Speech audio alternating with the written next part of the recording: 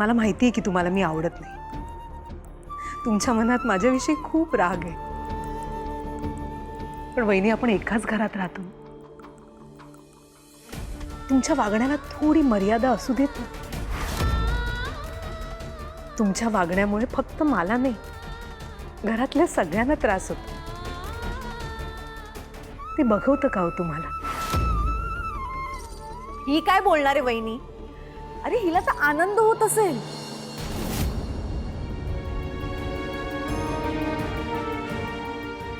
आणि मला कळत नाही अनुवहिनी, तू कोणाला समजवायला जातेस? हिला? सीमा वहिनीला? सीमा वहिनीला समजवायचं म्हणजे पालत्या घड्यावर पाणी.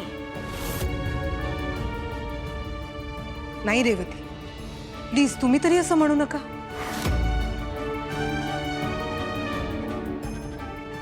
तुम्हा सगळ्यांना मी विनंती करते, मान्य आहे मला की वहिनींकडनं चूक झाली आहे, पण तुम्ही सगळे म्हणून त्यांना टार्गेट करू नका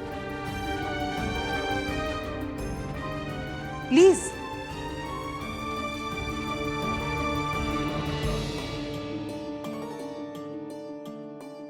वहिनी प्लीज प्लीज, मी हात जोडते तुमच्यासमोर. नाही अनु, ऐकून तर घ्या माझं.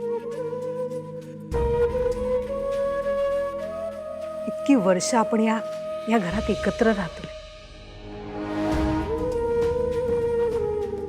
आत्ता तरी माझ्याबद्दलचा राग मनातनं काढून टाका ना. तुम्हाला माहिती आहे वहिनी, लग्न करून मी या घरात आले ना, तेव्हापासून मी तुम्हाला एक मोठी बहीण, एक मैत्रीण म्हणून बघत आले. तुमच्यात मी शोधते, ती मोठी बहीण मला कुठे सापडते का? खूप शोधण्याचा प्रयत्न केला वहिनी. माझे प्रयत्न वाया जाऊ देऊ नका वहिनी. हे जे काही आहे ना, हे जे काही, हे सगळं तुमचं आहे, फक्त तुमचं.